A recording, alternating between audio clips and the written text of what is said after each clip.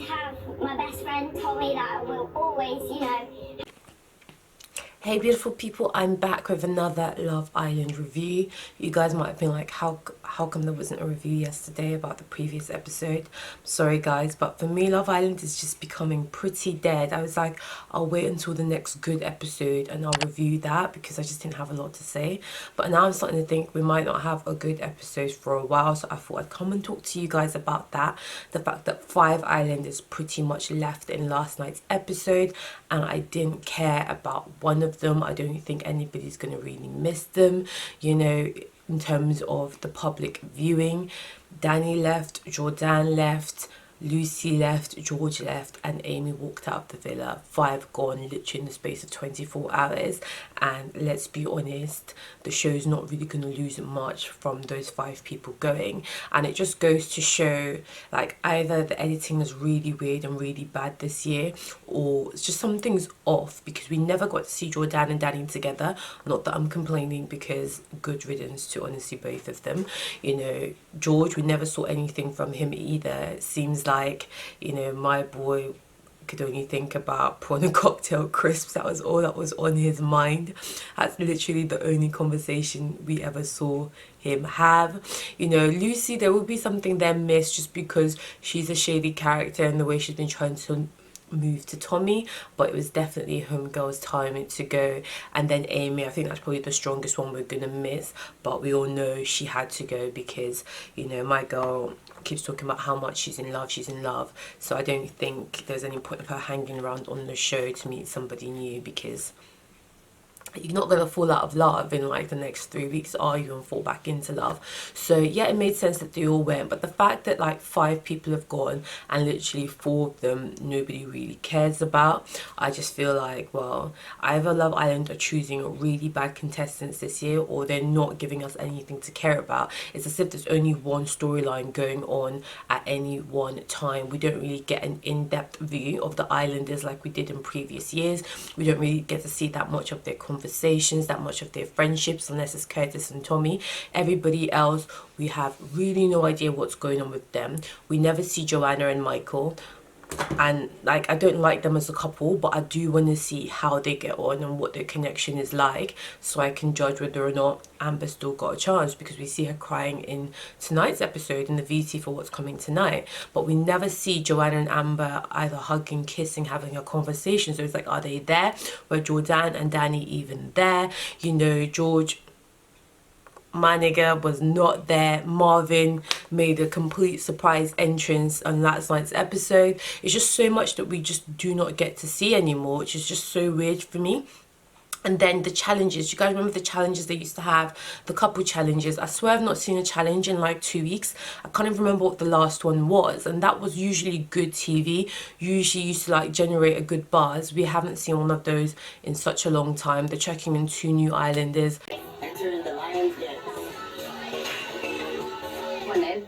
For me, I don't really feel like either of those are really going to turn heads, so I just don't really know what's going on with the show at the moment. Let me know if you guys feel what I'm saying, or you like, nah girl, you're watching a completely different show, we're enjoying it. Like the Casa and Moore bit was definitely the best part of this year. Before Casa and Moore, the show hadn't really kicked off properly. We had the Yolanda and Danny drama, which was really good, but that was only 2-3 people within that. There wasn't like the whole villa.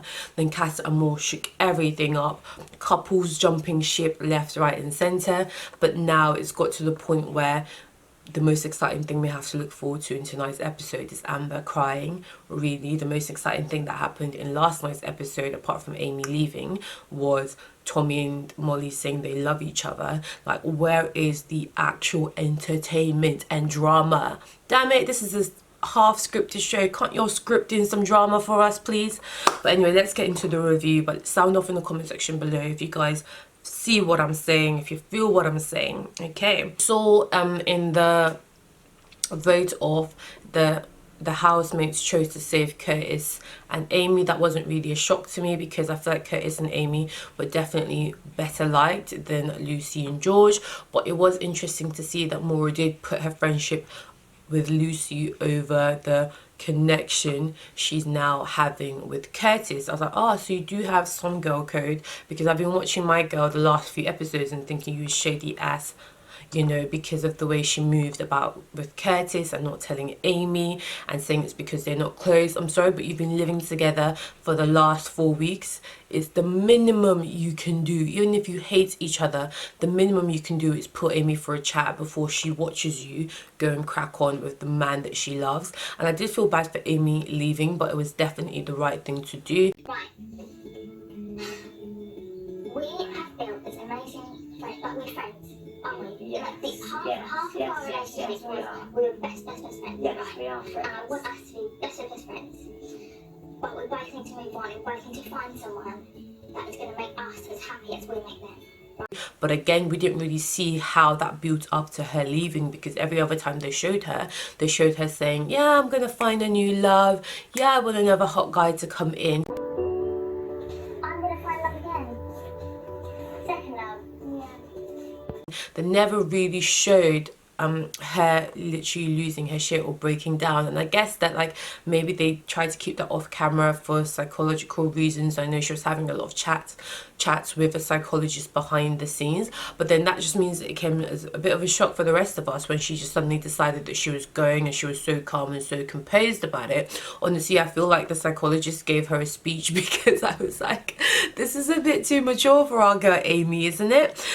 So even when she was leaving and she pulled Curtis for a chat and she was like, I want you to find someone that you feel the way I feel about you with, I was like, wow, that's a whole new level of maturity, that's a whole new level of respect. But what I would have liked to have seen from Amy is her saying, I'm leaving because I need to do it for me, not I'm leaving because I need to do it for you, Curtis. Like, I get it that when you love someone, you know, their interests kind of supersede yours, but darling, it's unrequited. Homeboy doesn't love you. You might think you're doing the best thing by clearing a path for him to crack on with Maura or any other new girls who come in, because I really don't think Curtis is into Maura, I'm sorry. But yeah, I just feel like I would have loved to see Amy say, this is for me, you don't really deserve, you know, my consideration anymore. And I like the fact that she wants to have a friendship with him, but at the same time I feel like if I was in her shoes, I wouldn't have been thinking about that boy to the extent that she was thinking about him. But well done to her for taking the higher ground. Kudos to her, because she definitely left with a lot of self-respect and her head up high. And there's many times this season that I couldn't say the same thing about that girl. So well done to her for leaving on a positive and a high note. And it was also really nice to see how much the islanders really liked and cared for her. It definitely seems like she will be missed in the villa. My man Ovi crying over George in the elimination, that was so cute. I was like, Ovi, who knew that you were this sensitive guy under the, like, man's got pride in it, man's got pride. I was like, oh, Ovi's so cute. Like, that's the type of loyal friend I want to have. I was so here for it. And it was interesting as well to see Anna comforting him, and then when Amy left the next day we saw Ovi comforting Anna. So it seems like a lot of the tension we saw on the previous episode between them has now dissipated, you know. And I think as well Anna's seeing that side of Ovi. Who knows? I don't really feel like that is just Ovi yet, especially now with a new girl coming in, some new potential for Ovi to crack on with. But apparently the new girl says that Anton is a bit of her, so we will see. She's going in there to break up Anton and Belle, who we finally saw go on a date and saw a little bit of chemistry with. The previous episode, up until then, we hadn't seen the two of them at all, so it was nice to see what their relationship was like. And I actually quite like Belle. I feel like she's got, you know, a little bit of sass, a little bit of fire, which I always love. And you know, she seems to give it a lot to Anton. They seem to bounce off each other with their snappy, witty humour, which is kind of nice as well. Joanna and Michael, as I said, we never see them really together. But has anybody else noticed that when it's bedtime and they show the other couples kissing, Joanna and Michael are literally never kissing?